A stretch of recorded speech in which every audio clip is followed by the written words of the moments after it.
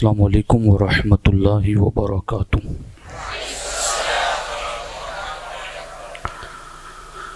نحمده ونصلي ونسلم على رسوله الكريم اما بعد فاعوذ باللہ من الشیطان الرجیم بسم اللہ الرحمن الرحیم ان اولیاؤه الا المتقون صدق اللہ العلی العظیم وصدق رسولہ النبی الامین المختار الکریم الرؤوف الرحیم۔ انتہائی احترام و عقیدت کے ساتھ حضور سید المرسلین خاتم الانبیاء شفیع المذنبین رحمت للعالمین خاتم المعصومین راحت العاشقین صلی اللہ تعالی علیہ وآلہ واصحابہ وبارک وسلم کی بارگاہ میں اپنی غلامی کا ثبوت دیں اور جس طریقے سے میں پڑھا ہوں میرے ساتھ مل کر حضور دل کے ساتھ نذران محبت پیش کریں۔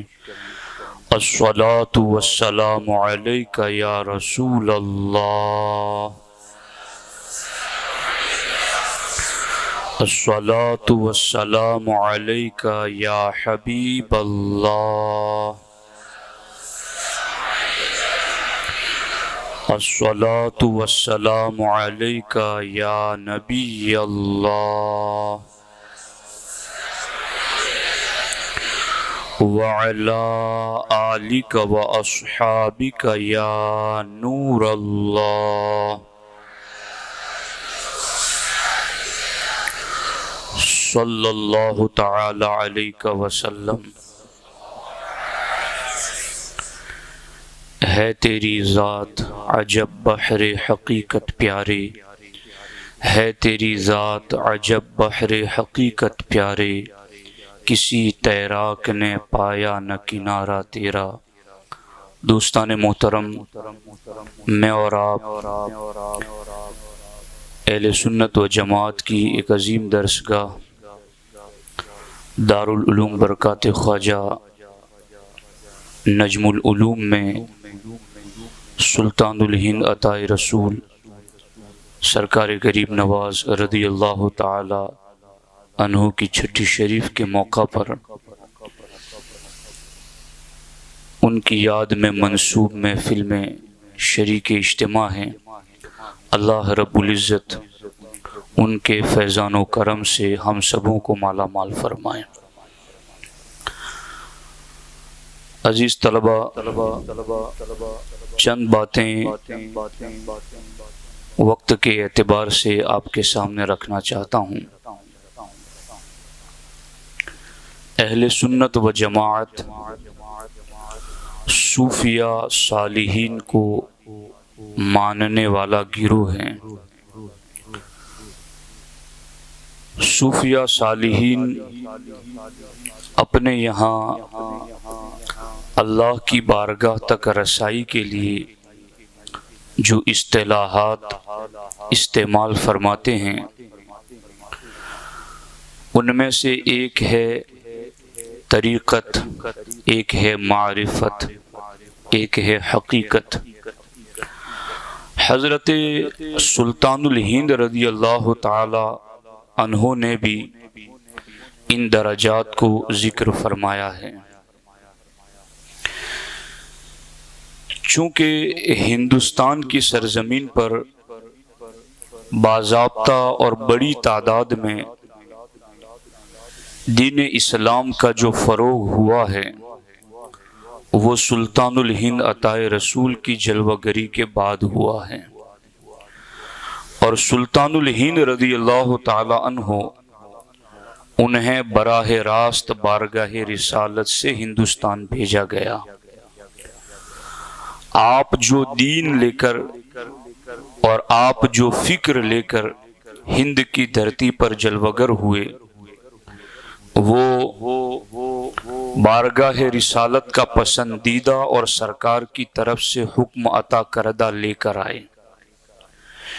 اس لیے اگر ان کی فکر ہم اپنائیں اور ان کی تعلیمات کی طرف رجوع کریں تو بہت سارے فتنے اور بہت ساری آزمائشوں سے ہم اپنے آپ کو بچا سکتے ہیں۔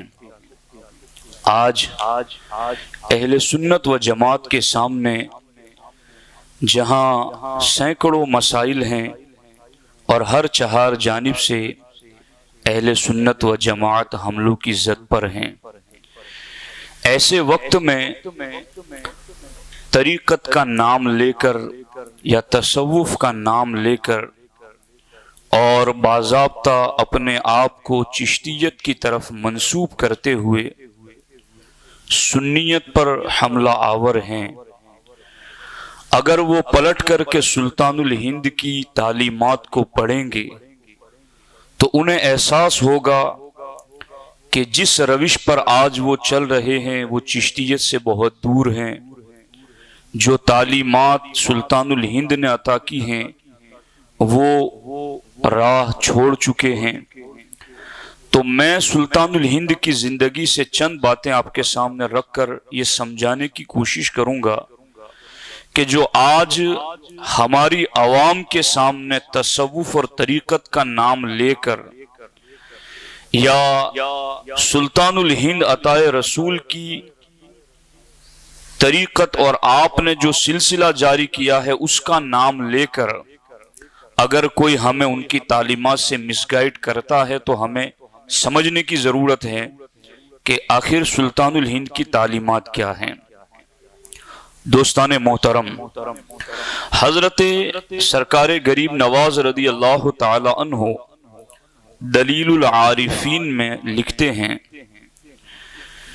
کہ جب لوگ شریعت میں ثابت قدم ہو جاتے ہیں اور شریعت کے تمام فرمان بجا لاتے ہیں اور ان کے بجا لانے میں ذرہ بھر تجاوز نہیں کرتے تو پھر کیا ہوتا ہے؟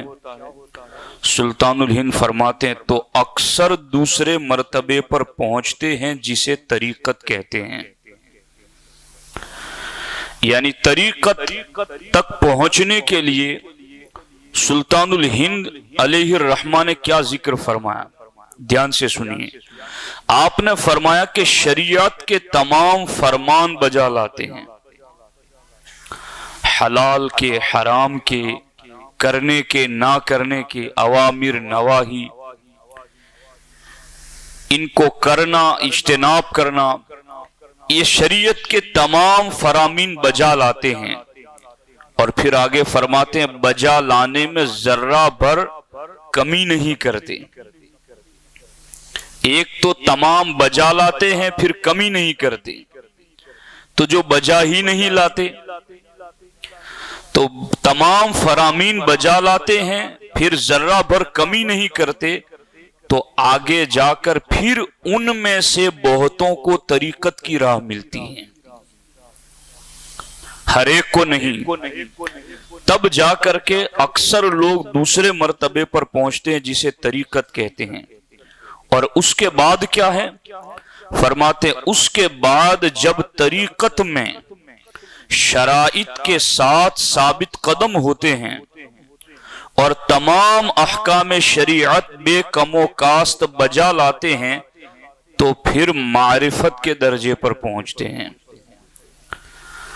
تو اب معرفت سے پہلے سلطان الہند علیہ الرحمہ نے طریقت کو تمام شرائط کے ساتھ بجا لانا ضروری قرار دیا کہ جب طریقت پر تمام شرائط کے ساتھ ثابت قدم رہے گا تو پھر آگے اس کے لیے معرفت ہے، شناخت ہے، شناسائی ہے، اللہ کی پہچان ہے۔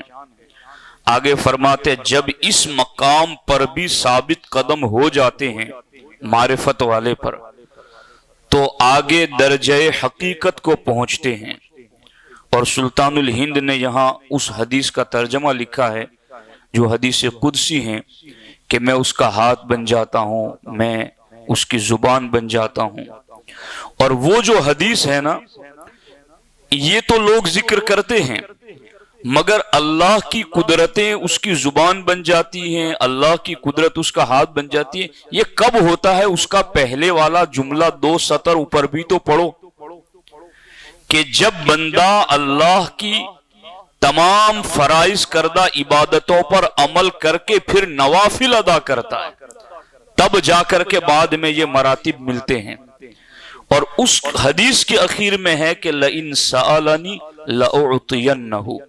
غریب نواز یہاں فرماتے ہیں جب درجہ حقیقت پر پہنچتا ہے تو پھر جو کچھ طلب کرتے ہیں پا لیتے ہیں۔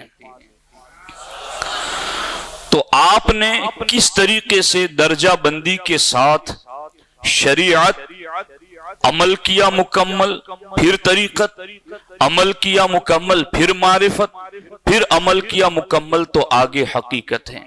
اور حقیقت پر پہنچ کر جو چاہتے ہیں پا لیتے ہیں۔ اور یہ حقیقت جو ان مراتب میں سب سے بلند درجہ ہے، سلطان الہند کا مرتبہ اس حوالے سے کیا ہوگا؟ ہے تیری ذات عجب بحر حقیقت پیارے، ہے تیری ذات عجب بحر حقیقت، حقیقت کا سمندر ہے تیری ذات عجب بحر حقیقت پیارے، کسی تیراک نے پایا نہ کنارہ تیرا۔ تو وہ جو بحر حقیقت ہیں، کسی تیراک نے پایا نہ کنارہ تیرا، وہ یہ بتا رہے ہیں کہ پہلے شریعت ہیں، پھر طریقت ہیں، پھر معرفت ہے، پھر جا کے آگے حقیقت ہے۔ اب جو لوگ آج یہ باور کرانا چاہتے ہیں کہ یہ علماء جو پڑھتے ہیں یہ تو کتابوں کے کالے حروف پڑھتے ہیں، اور ہم جو بیٹھے ہوئے ہیں شریعت سے آزاد بن کر کے تو ہم طریقت والے ہیں، انہیں بتاؤ کہ طریقت کے شہنشاہ غریب نواز نے بتایا کیا ہے۔ سلطان الہند فرماتے ہیں کہ شریعت کے تمام فرامین بجا لائے گا تب طریقت پر جائے گا۔ اب جو اسی پہلی منزل پر ہی ٹھوکر کھا کے گر گئے ہیں، آگے وہ طریقت کی بات کس منہ سے کرتے ہیں؟ جنہوں نے ہاتھ میں ایک سے زیادہ انگوٹھیاں پہن رکھی ہے، وہ طریقت کی کس منہ سے بات کر رہے ہیں؟ جنہوں نے ہاتھوں اور پاؤں میں کڑے پہن رکھے ہیں، وہ طریقت کی کس منہ سے بات کر رہے ہیں؟ جو عورتوں سے ملاقات کرتے ان سے خدمات لیتے ہیں اور بے پردہ ان سے مسافے کرتے، وہ طریقت کی کس منہ سے بات کر رہے ہیں؟ شریعت کے تمام فرامین بجا لائے تب جا کے آگے طریقت کا دروازہ کھلتا ہے، وہ بھی اکثر لوگوں کے لیے، ہر کسی کے لیے نہیں۔ تو یہ وہ ڈیفرنٹ ہے کہ جو چشتیت کے نام پر، طریقت کے نام پر، تصوف کے نام پر آج مس گائیڈ لوگوں کو کیا جا رہا ہے۔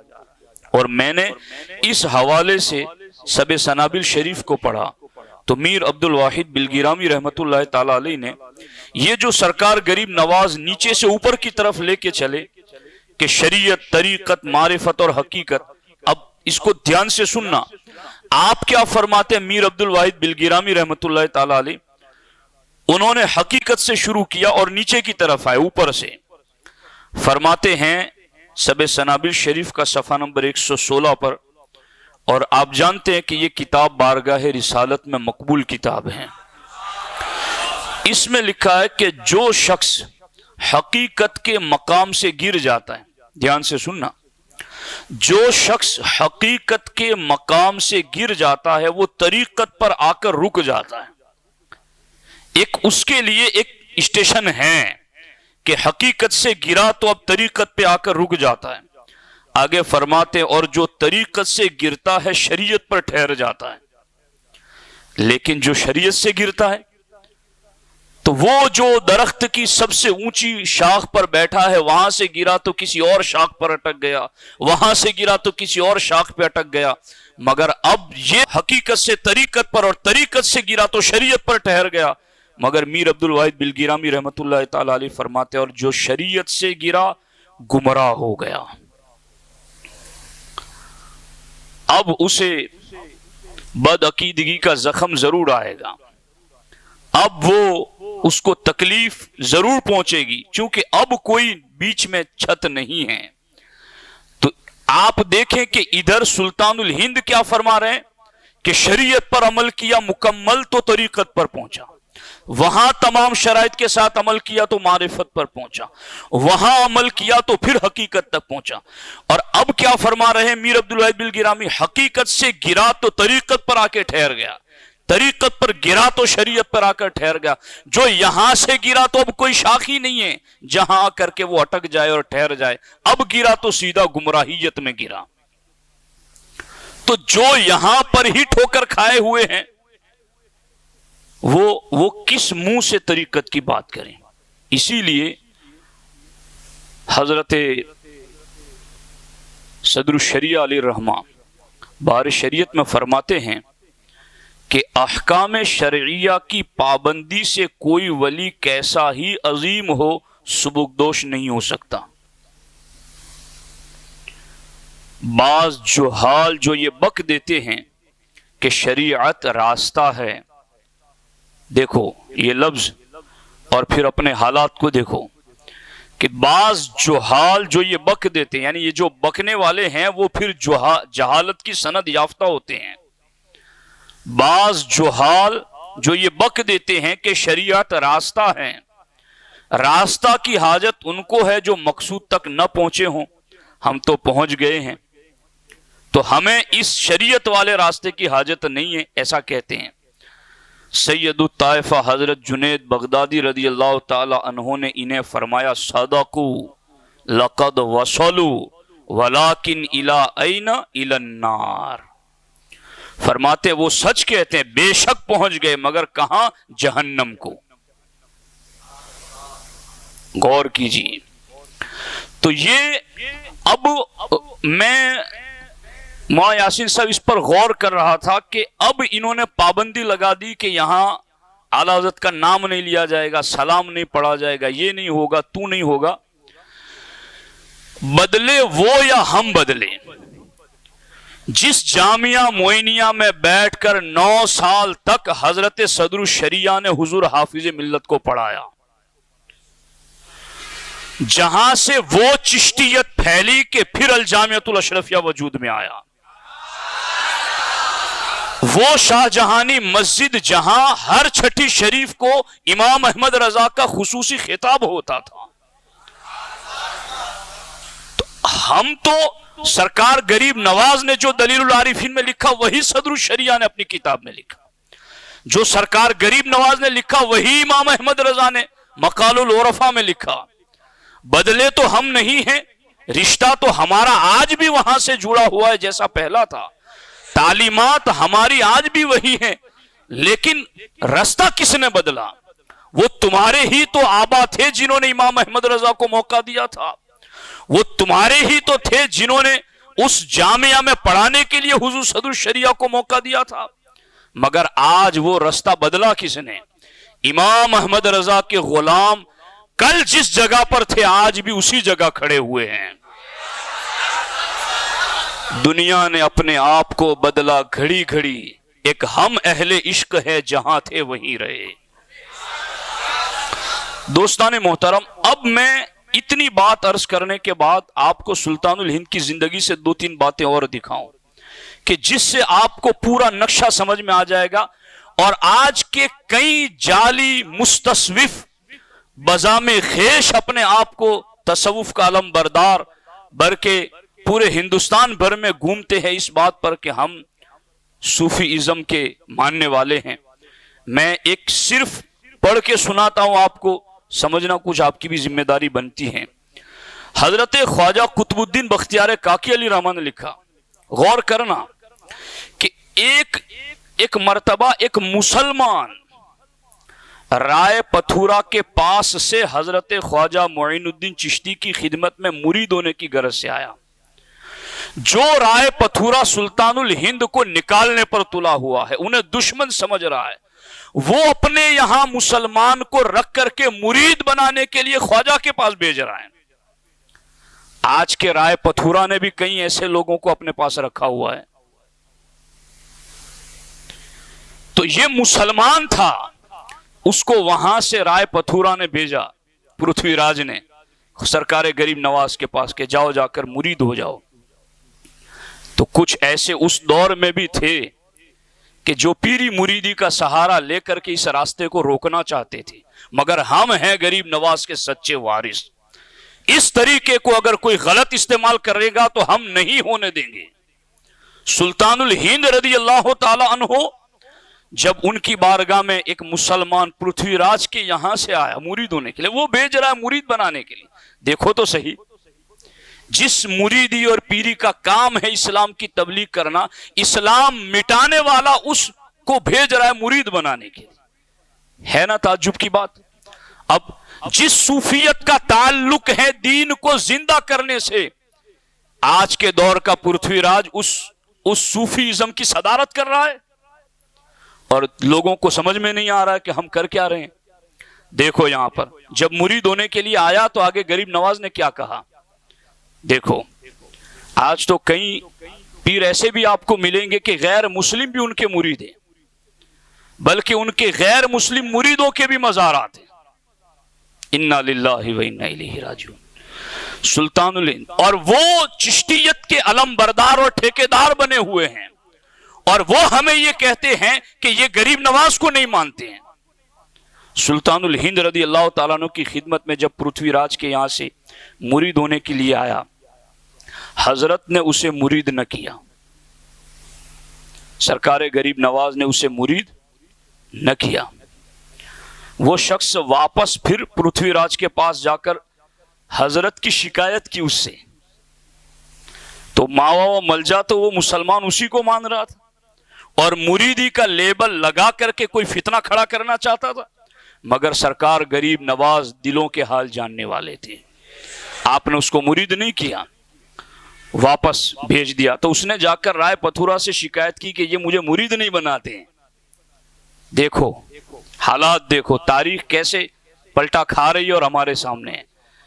حضرت کے پاس رائے پتھورا نے ایک شخص کو بھیجا اور کہا کہ جاؤ ان سے جا کر پوچھو کہ اس آدمی کو اپنی مریدی میں کیوں قبول نہیں کیا۔ اب کتنا اچھا ہوا کہ پوچھا، غریب نواز نے بتایا، اور آج ہمارا سہارا بن گیا کہ ہم سمجھ سکیں کہ پیری مریدی ہے کیا۔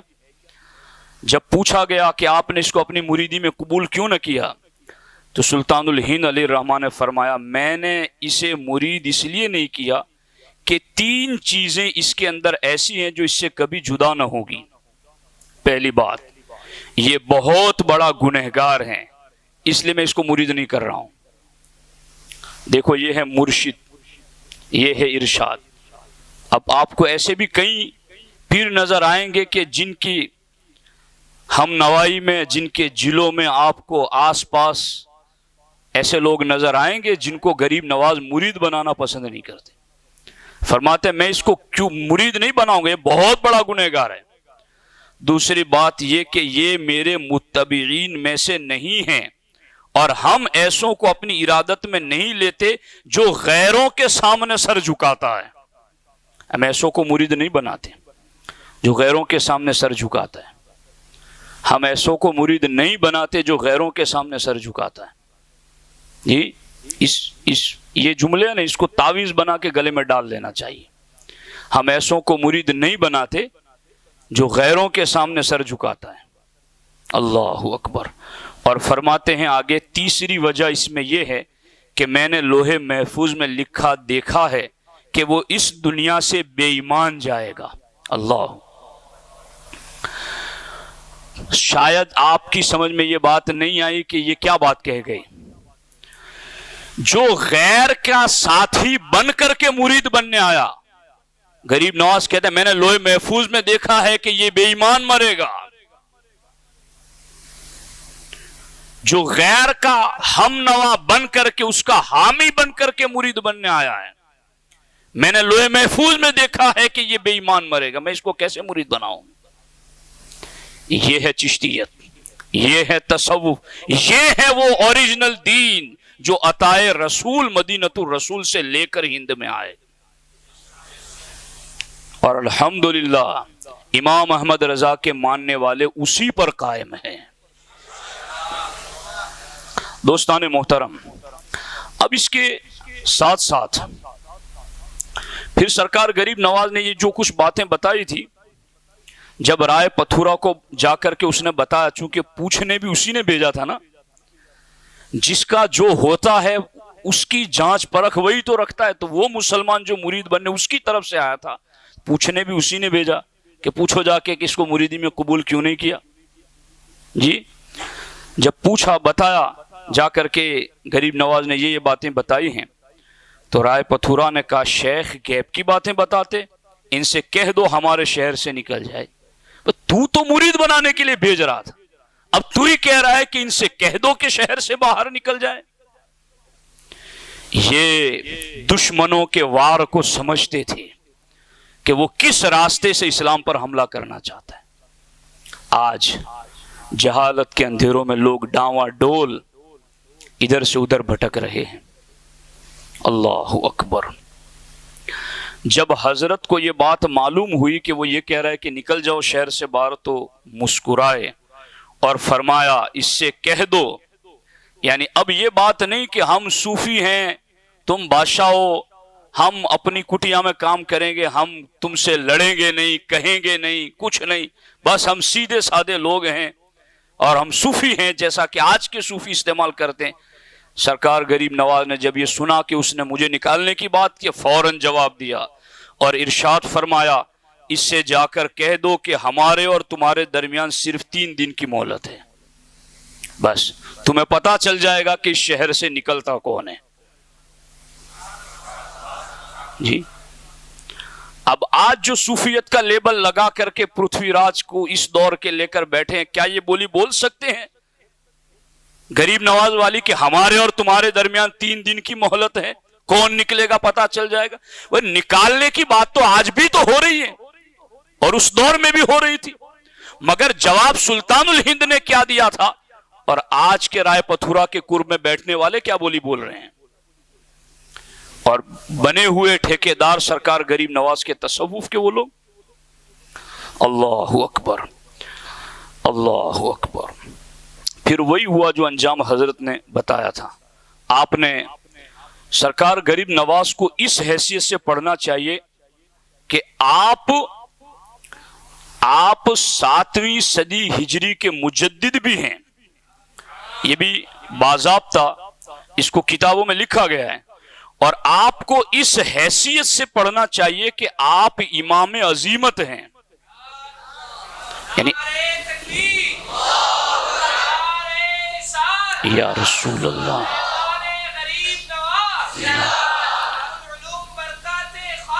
جی آپ غور کیجئے، آپ غور کیجئے کہ یہ کبھی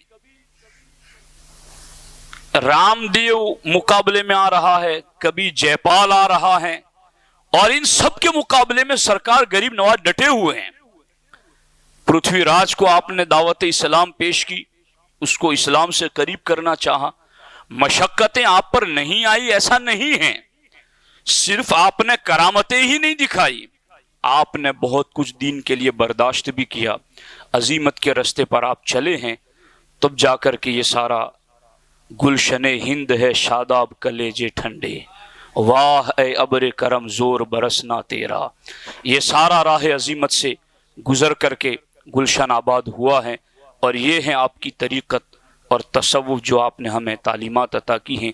اللہ کریم کی بارگاہ میں دعا ہے اللہ جل مجدہ الکریم ان کے طریقے پر ہمیں قائم و دائم فرمائے، اور اللہ تبارک و تعالی ان کے مشن کو آگے بڑھانے کی توفیق عطا فرمائے۔ اب ہمارا تو خواجہ کی برکتوں سے رشتہ ہی ایسا ہے کہ ہمارا ادارہ ہی برکات خواجہ ہیں، الحمدللہ رب العالمین، تو پھر کیوں نہ وہاں تعلیمات خواجہ ہو، وہی ہم نے پڑھ کے سنایا ہے۔ اللہ کریم ہمیں اس پر استقامت نصیب فرمائے۔ السلام علیکم ورحمۃ اللہ وبرکاتہ۔ مصطفیٰ جان رحمت پہ لاکھوں سلام، شمع بز میں ہدایت پہ لاکھوں سلام، ہند کے بادشاہ دین کے وہ معین، ہند کے بادشاہ دین کے وہ معین، خواجہ دین و ملت پہ لاکھوں سلام، مصطفیٰ جان رحمت پہ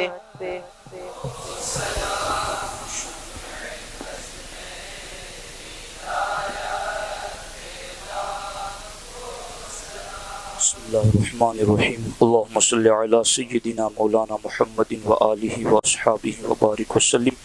یا اللہ یا رحمان یا رحیم، تیری توفیق سے ختم قرآن مجید کی محفل ہوئی، قرآن مجید کا ختم ہوا، اوراد و وظائف پڑھے گئے۔ یا اللہ یہاں جو کچھ بھی ذکر خیر ہوا، نظر و نیاز حاضر ہے، اس سب کو اپنی بارگاہ کرم میں قبول فرما۔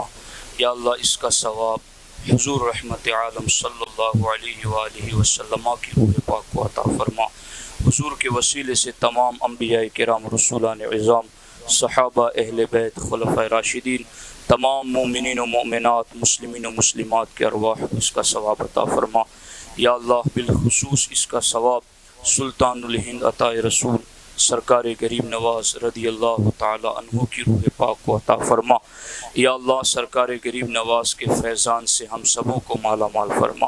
یا اللہ ان کے نقش قدم پر چلنے کی توفیق عطا فرما، ان کی خدمات دینیہ کا صدقہ نصیب فرما۔ یا اللہ یا رحمان یا رحیم ان کی تعلیمات ہمیں اوروں تک پہنچانے کی توفیق عطا فرما۔ یا اللہ سرکار غریب نواز کا صدقہ ہم سبوں کو علم نافع عطا فرما، عمل صالح کی توفیق عطا فرما۔ یا اللہ ہمارے اس ادارے کو دین دنی رات چوگنی ترقی عطا فرما۔ یا اللہ اس ادارے کی ترقی کے لیے جتنے بھی ہمارے منصوبے ہیں، یا اللہ سرکار غریب نواز کے صدقے ان منصوبوں کو پائے تکمیل تک پہنچا۔ یا اللہ اس کی تکمیل کے لیے غیب سے اسباب پیدا فرما، لوگوں کے دلوں کو اس کی طرف متوجہ فرما۔ عالمی تحریک سنی دعوت اسلامی کو دین دنی رات چوگنی ترقی عطا فرما۔ اس تحریک کے جملہ معاونین، مخلصین، محبین، منتسبین سب کو دارین کی جزا عطا فرما۔ ان اللہ و ملائکتہ یصلون علی النبی یا ایہا الذین آمنوا صلوا علیہ وسلموا تسلیما۔ اللہم صلی علی سیدنا مولانا محمد وآلہ واصحابہ وبارک وسلم۔